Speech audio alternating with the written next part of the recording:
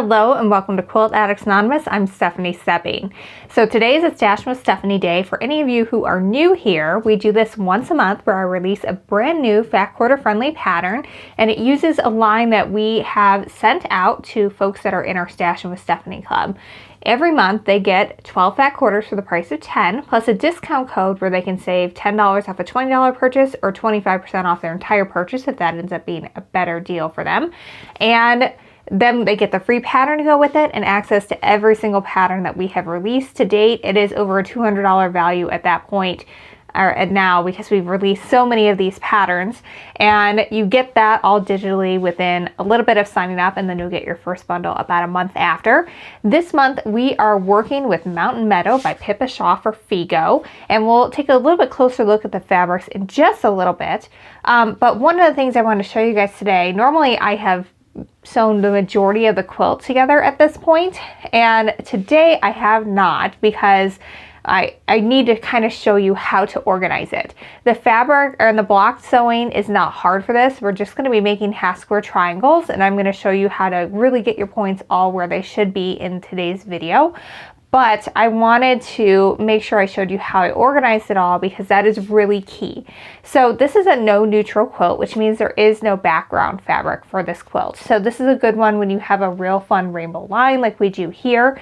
And you basically are going to number your fabrics from 1 to 24. This is a one size quilt. Usually we do them in multiple sizes, but this one works best with 24 fabrics because you would have to refigure everything if you change the number of fabrics.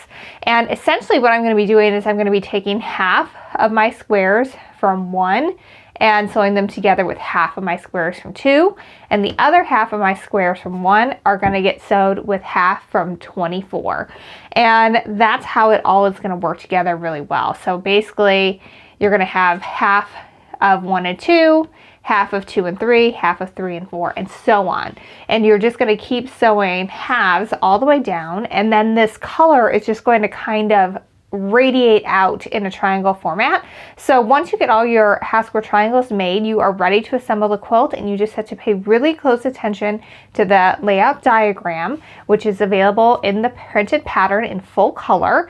And that is over at shop.quiltaddictsanonymous.com, or calling this one Ray of Sunshine. It's super fun. I'm really excited about it. We did a quilt similar to this using squares, so this one is just, you guys really loved it. It's one of our best-selling patterns. You guys, it's just such a fun one whenever you can make use of that rainbow. Now, one other thing that I've done here is, in addition to arranging everything in color order, I almost always like to start with a yellow, because we're going to have a nice focal point in the top left corner of the quilt that this is going to radiate out from, and that yellow always really pops. So if you have yellow that you're working with, that is a really great point to start. Otherwise, you could always start from the lightest and work your way out too. If you're working, say, with all one color, say you're doing a bunch of blues, you wouldn't want to start with your lightest blue and then work your way out, because that will show it off the most and really draw the eye to that point, because it'll be the lightest and the brightest. All right, so with that, we're going to get into the instructions for this, although I do want to say one more thing. So our Stashin with Stephanie subscribers, they got first dibs on this, so hopefully there's some left for all of you. We usually have finishing kits available for our subscribers. Each subscriber got half of these fabrics, and then they had the opportunity to purchase the other half if they wanted to make this quilt and do the whole thing. Whatever is left from there, we have kits available for that, so you can make the entire quilt, and anyone who's not a subscriber gets the second pick of that. So sometimes when we've done this, our fabrics have been sold out before we got to the whole group of everyone who's seeing this. But if you don't see it, like if it's not there, the fabrics aren't there for you, you can definitely go through your stash. Any rainbow assortment that has 24 in it, that would be fantastic. Or any fat quarter bundle that has 24 in it, also fantastic for this. It's just a really good way to use an entire line and have some fun with it. In this one, we have sort of substituted in a few of their Lucky Charms, which are their basics fabrics from Figo, in with the Mountain Meadow, and they all just coordinate really lovely, and you guys were really enjoying the little teas that I put up on this. All right, so let's take a little bit closer look at the fabric, and then we're going to start making some half square triangles. This month's collection is Mountain Meadow by Pippa Shaw for Figo. If you haven't heard of Figo before, it is the modern division of Northcott, and they've got some really pretty ones. This one we originally had not actually picked for Stashin with Stephanie. We had to make a change when the coronavirus started, because we want to make sure that we were able to get fabric in just in case shipping was impacted, and it turned out it wasn't, but this line is absolutely beautiful. We used Pippa Shaw's latest line in a recent quilt that you guys really love, Reflection, and I just love her bright use of color. And so if you haven't done anything with that fabric, you would definitely be able to put this in with it and have it all go, because usually designers tend to play nice with one another from collection to collection. So this is just super cute. There's lots of really cute butterfly prints in there, little seeds popping up and blowing away. This reminds me of dandelions. And then there's also these fun little argyle prints. And then of course, some nice big flower prints as well to sort of fill that out a little bit. So what I really love about this one is it's a nice rainbow. We are kind of missing a little bit of blue, but this teal does fade nicely into the purple. And so that's going to make what we're doing in this month's quilt work really well. We're just going to use simple half square triangles. But the first thing you want to do is you want to arrange it all in color order so that it is fading from one into another, like I've got going on here in this wheel of fabric. All right, so for this part, I'm going to show you how to make this happen. So what we're going to do is we're going to take half of our squares and we're just going to set them to the side for right now. All right, so those are going to the side. They're going to go with our fabric 24, because first what I'm going to do is I'm going to sew together my half square triangles with my fabric 1 with my fabric 2.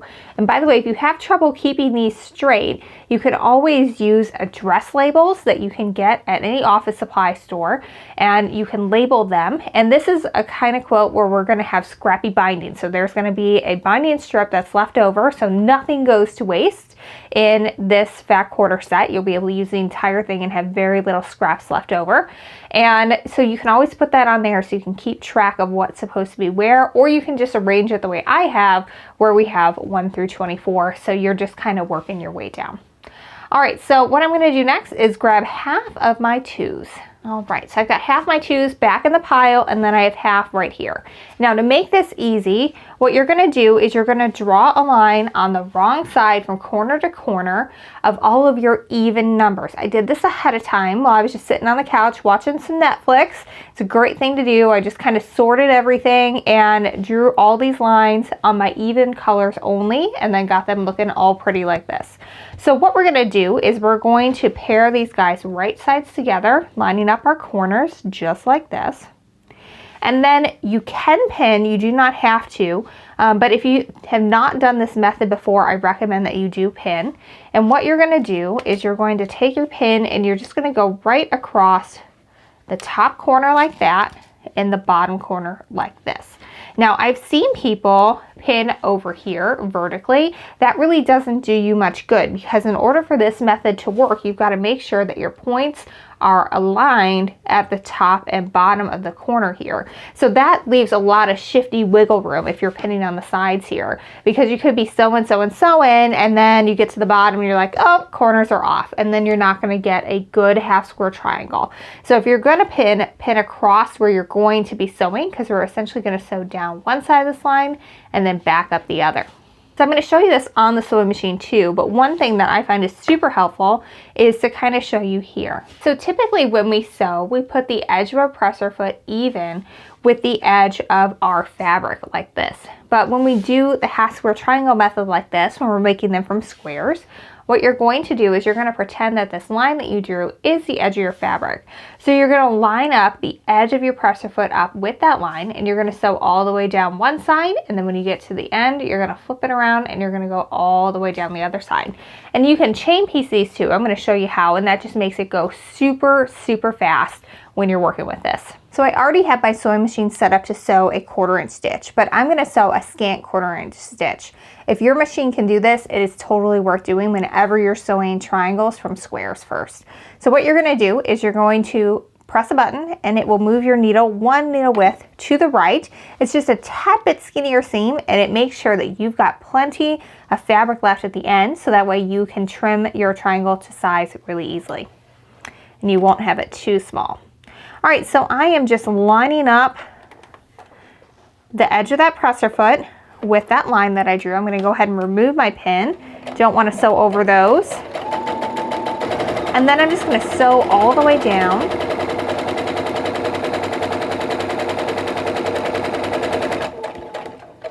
Now when you get to the end here, you're not going to be able to hang on to this tip for very long, as you get to about here and then you just can't hang on to it anymore.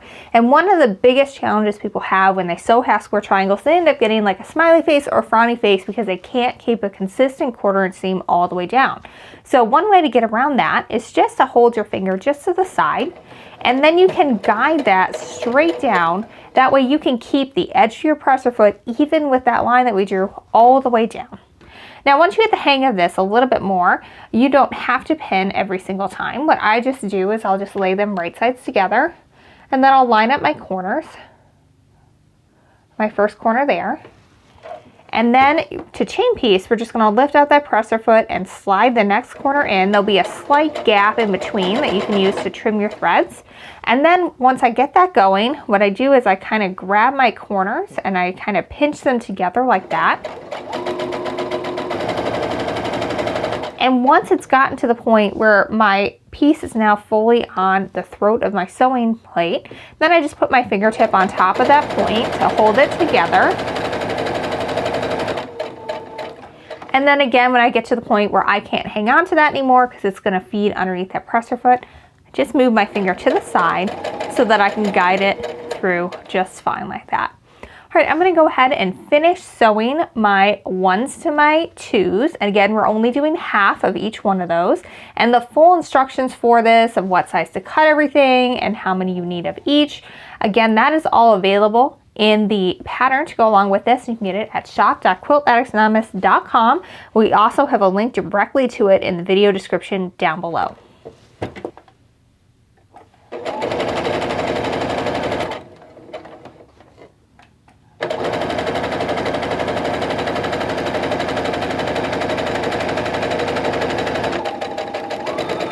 Alright, so I've sewn half of my 1s to half of my 2s, and I've gone down the first side of that. And now we're going to finish that chain piecing. What we're going to do is we're just going to lift it up. No need to even cut your threads. You can just pull your threads out a little bit, pull that needle up, and then just set it right back down. And now we're going to sew down the other side of that drawn line, and we can just chain piece all the way down.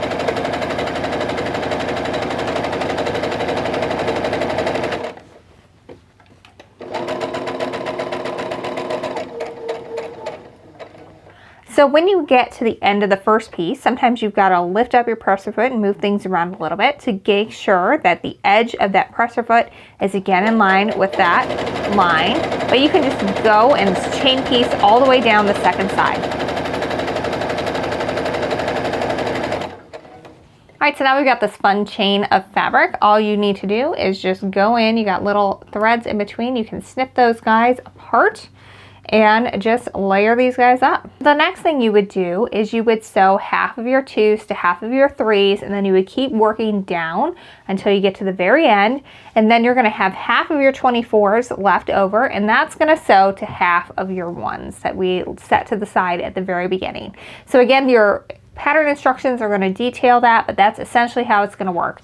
Half of 2s to half of 1s to half of 2s, half of 2s to half of 3s, half of 3s to half of 4s, and so on down the line. So that way we're going to get that subtle shift all the way through and get that real cool color change as you go through this quilt. It's going to be a little hard to see on here because of the white thread on the yellow fabric, but what you want to do before you get too far into this is measure and make sure that you have a 1/2 inch seam or a little less ideally if you are using that scant 1/4 inch seam. And in this case I do. I've got just a little bit shy of a 1/2 inch seam, which is good. It means I'm going to have plenty to trim down and my triangles are going to be the right size, which is always the challenge when you're doing half square triangles. Sometimes they just get a little smaller than they need to be.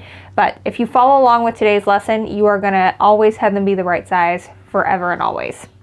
All right, so what I'm going to do now that I have verified that is I'm going to line up my edge of my ruler even with that line that I drew. And you can see it there.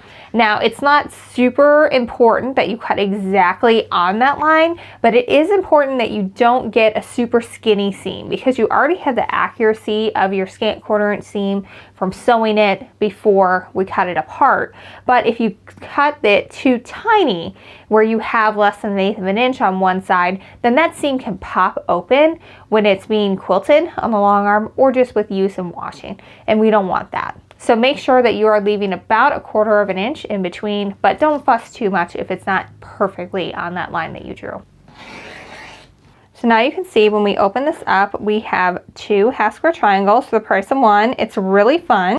And we're starting to have that really subtle color change where we go from the really bright yellow, that's going to be the centerpiece of our quilt, so a little bit lighter yellow, and then we're going to start transitioning into green, teals, purples, pinks, finally oranges, and then some really light pinks at the end.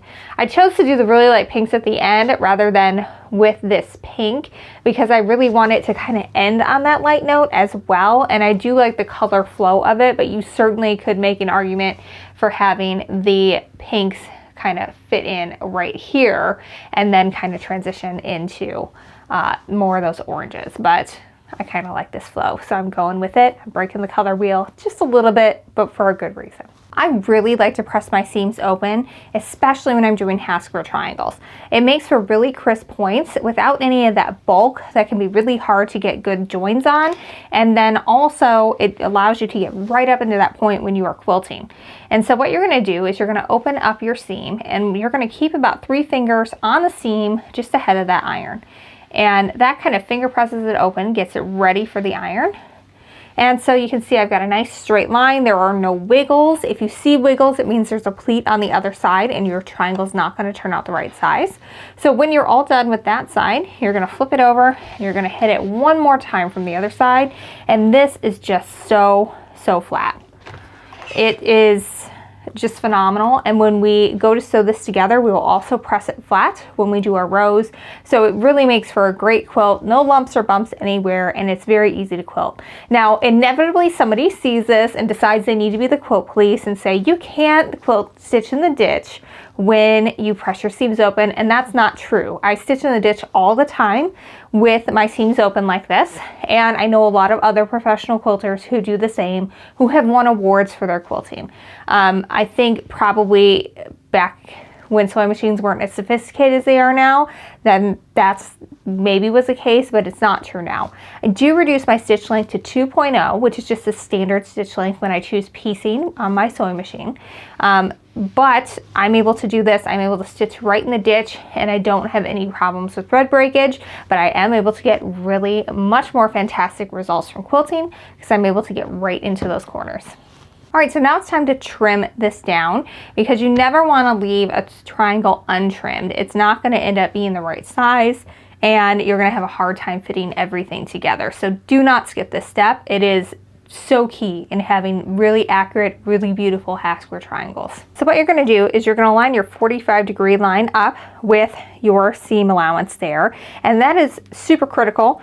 This, if it is off like this, then you're never going to cut your point into the corner, and so you're never going to have your points end up where they're supposed to be. So once I've got that nice and lined up, I make sure that I've got a little bit of fabric hanging past where I need to trim this down to, and then also hanging past the side there. It is in this case. And then I put my whole palm down. That helps me keep the ruler nice and stable and also keeps my fingers nice and far away from the edge. And then I'm going to trim up the right side and the top. It's going to be on your left side if you are a righty. All right, so now we've got a nice trimmed unit going straight out to the corner, which means that point is going to be exactly where it needs to be. So we're going to give it a 180-degree flip. So now my cut edges are on the left and the bottom. Again, if you are a lefty, it's going to be your right and bottom. All right, so now we are again going to line up that 45-degree angle first. That is the most important part because it makes sure that those triangle points end up where they should be. Once I have that lined up, I'm going to line up my edges exactly on the measurement I'm trimming this down to. Put my whole palm down again and go ahead and give that a little trim. Now I do stand up whenever I'm trimming these half square triangles. You never see it on camera because you would not see my head. The frame doesn't work, my room is small. But I always stand up because I'm able to see a little bit better, and then I always get better results with getting these points right to the corners. When I was super duper pregnant, like about to pop, I sat down to trim all of them and the results were just not as good. And so it's same person, same rotary cutter, same tools, just sitting down versus standing up, and it is so much better results when you stand. All right, so you can see that I didn't trim too much off. There's not too much here, but there is a marked size difference between an untrimmed and a trimmed piece. Plus you're getting rid of those dog ears, which also helps to reduce bulk when you start sewing your blocks together. Well, that's pretty much it. This quilt is basically all half square triangles, and they're just gonna go in color order from your brightest and most focal point of your quilt, and then just follow the rainbow and go all the way down. And then make sure you're paying really close attention to that layout diagram in your pattern, and it will show you exactly where everything needs to be. We've got it color coded, we've got it numbered, and so that should make your life pretty easy when it comes to laying this out. We spent a lot of time on that so that way you cannot screw it up and it will end up the way that it is supposed to be, because this is a really cool design. I'm very excited about it, and it's just super cute. I love it whenever we can do a no neutral quilt, because you kind of fall in love when you see that pre-cut bundle with all the fabrics as they are, and that's usually also arranged in a really pretty color coordinated way. And if you can create a quilt that basically recreates that joy of seeing the pre-cut pack all arranged neatly and in color order, then that just makes my day. And so we're doing that this month with this one. Again, you can get the pattern at shop.quiltaddictsanonymous.com. We might have kits available. The Stashin with Stephanie Club members may have grabbed their finishing kits ahead of time. This is a limited edition fabric line, so we're not able to get more of it, but it is super cute. And if you can't find this one, then you can always go get it from your stash. You can create your own rainbow, or you can use any fat quarter bundle that has at least 24 fat quarters. So thanks so much for following along. Check out Stashin with Stephanie if you haven't already. It's a great club to join. You get a lot of perks. If you join it, you end up getting like 18 free yards of fabric over the course of the year if you take advantage of the discounts. And then you'll get 12 free patterns. And we also have a book coming out later this year that's going to be a collection of some of the patterns that are included in this, plus 2 that are exclusive to the book. And our Stashin with Stephanie folks are going to get a good deal on that. So check it out. Make sure you're subscribed to emails over at shop.quiltaddictsanonymous.com. That way you'll be the first to know about all these goodies and new stuff that we have coming out. And until next time, happy quilting.